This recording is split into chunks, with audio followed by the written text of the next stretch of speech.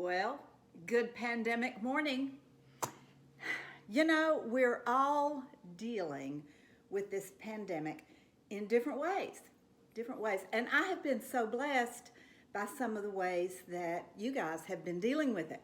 For instance, my friend Leanne and Kristen, they mugged me. And I found this beautiful arrangement at my driveway. My friend Margaret, she's making cards. What a beautiful ministry this is, and sending them in the mail. You know, we never get anything in the mail anymore. This has been such a blessing.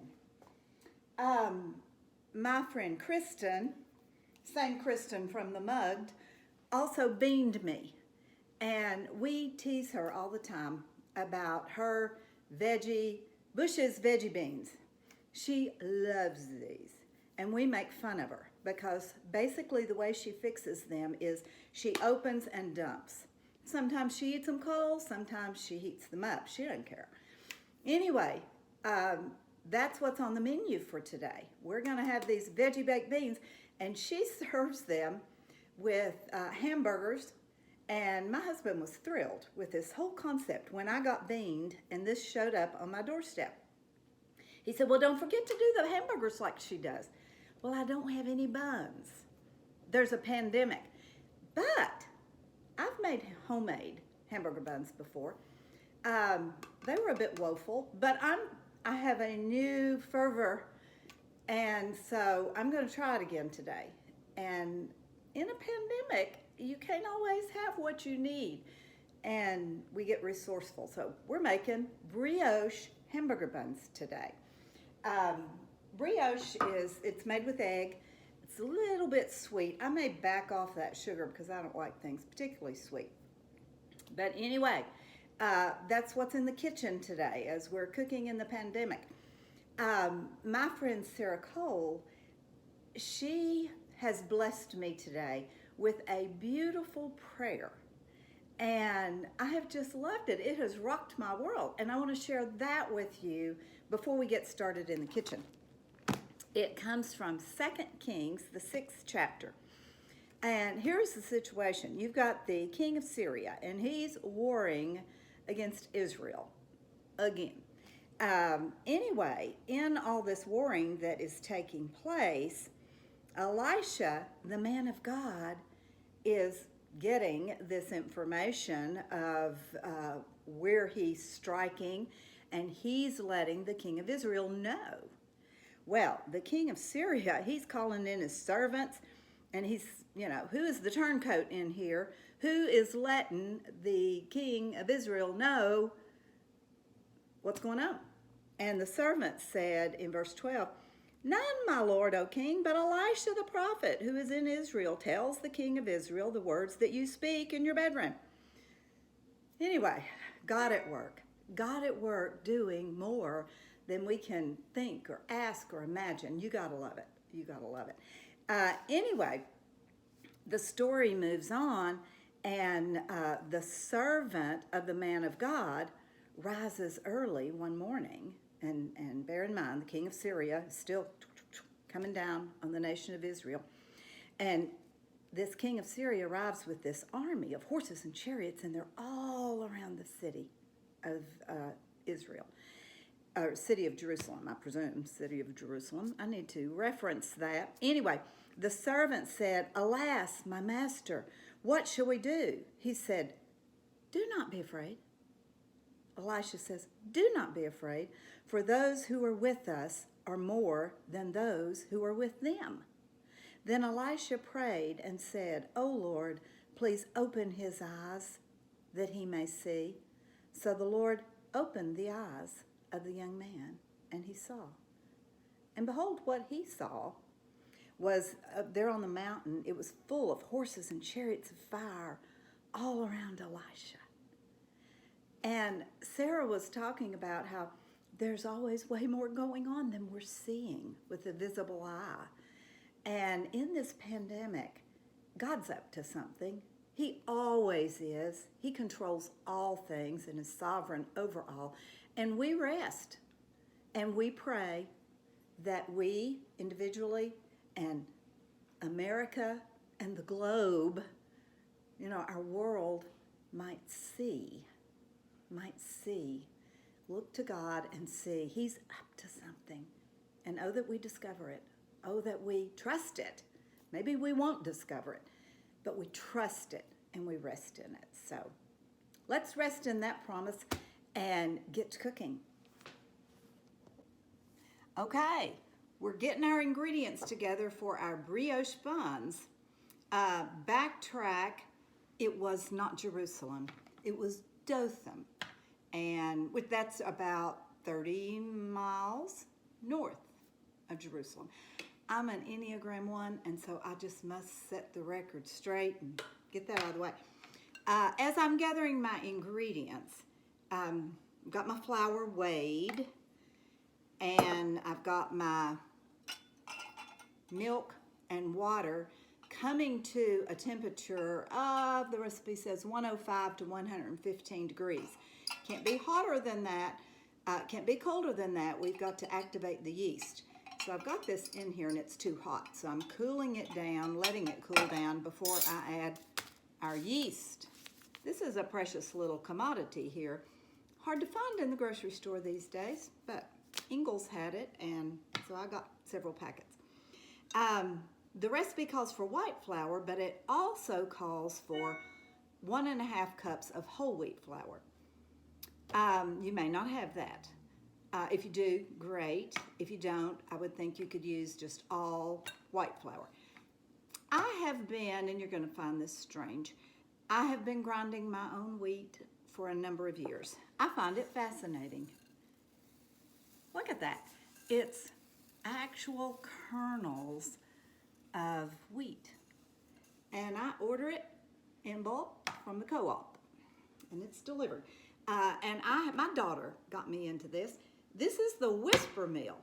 It sounds like airplanes coming through the house. It really doesn't whisper, but it just does a fantastic job, and it's very healthy. Get that fiber.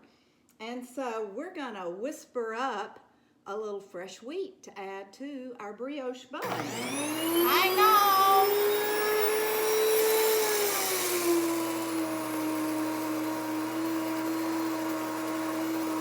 Soon there will be flour. Let there be flour. Is this not amazing? Do you not find that as amazing as I do? And it's so warm. Fresh ground wheat is so warm. Real comfort food. All right, I have got my egg in the mixer, and I'm now going to add my yeast, water, and milk mixture. It has been sitting for 5 minutes. Activating. I want to get every bit of this out because this is our potency. The last time I made these, they didn't rise very well. They were pretty flat, so that's my concern. I don't want a flat bun. We ate them anyway. Rest assured, if I did all this, we ate them anyway. Okay, we're going to give that just a gentle stir, and then we're going to add our white flour and our fresh ground whole wheat flour.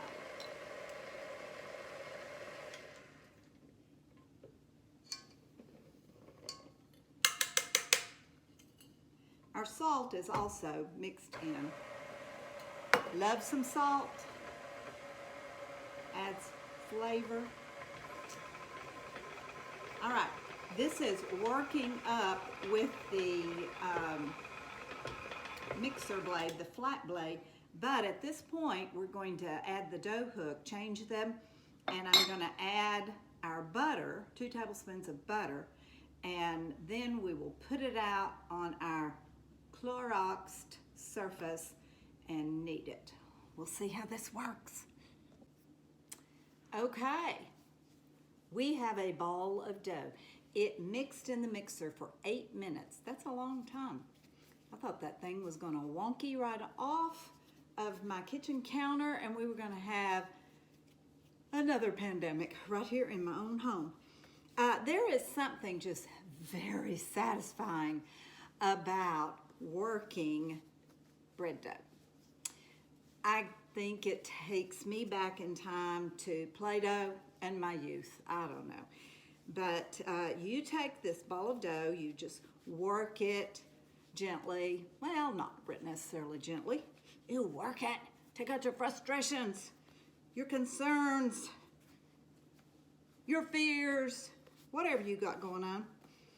You work this dough, and I'm going to take it down to a circle, semi-shape of a circle, and it's going to be cut in 8 equal pieces. We're going to have 8 buns. You know, it occurred to me, I don't need 8 buns. What if, oh, Rudy, that was me. I have a nervous dog. What if I take 4 to Kristen and bun her? All right, you can see that I've got it in my 8 little triangles. You're going to take these and you're going to make them into your little bun shapes. And then you're going to put those on your prepared pan with your silicone sheet, if you have one. They're going to go over on the stovetop and covered with a clean towel for only 15 minutes. They only rise 15 minutes. Isn't that amazing? Oh, look who's coming to the kitchen. Hey. He has come home for lunch. I've showed her how to do that. She did. He is like the little red hen. I do all the work, and he comes in and says, I will, I'll eat. All righty, it's almost bread. They have risen.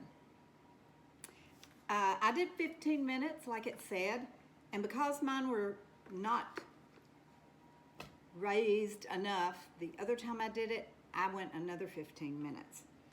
And then they'll rise more in the oven. It starts on a 400-degree oven, and it only bakes for 13 to 15 minutes. A super hot oven like that really gives a whoop to yeast, so I'm hoping that happens. I'm going to put a little egg wash. This is just beaten up egg and milk, and it gives a nice color to your buns. You know, as I'm doing this, I'm thinking, I want to sprinkle salt on top of this. I just love salt. Good thing I have low blood pressure. I've had bread before that has that saltiness on top, and I think it would stick good to this. I may do that. Alrighty. Well, I'm going to finish this up. I'm going to put this in the oven, and then we will see the finished product. Soon there will be buns. I don't know if there's anything more prideful than false humility. These look amazing. I mean, they just look amazing. I'm just so excited right now. Look how they rose. I know they're delicious. I'm just confident. I'm just so excited. I'm so proud of these little babies. So much fun. I hope you'll get in the kitchen and let there be buns. It's just a great way. It's a good stress reliever, a great way to do something productive and helpful for your family. And I'm taking 4 of these to Miss Kristen so she can have them with her beans.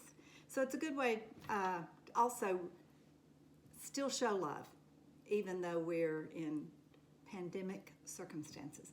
And as you're dealing with your enemies of your life, the Dothans of your world, be it the enemy of the pandemic, of coronavirus, of fear, of economic concerns, whatever it is, our God and his fiery chariots and horses and mighty armies is surrounding us. We may not see it visibly, physically, but we can see it with our hearts, trusting him and knowing that He is the lifter of our heads, and He is the strong and mighty warrior, and the battle's won. He's risen. He's risen indeed. The battle is won. So let's just go enjoy buns.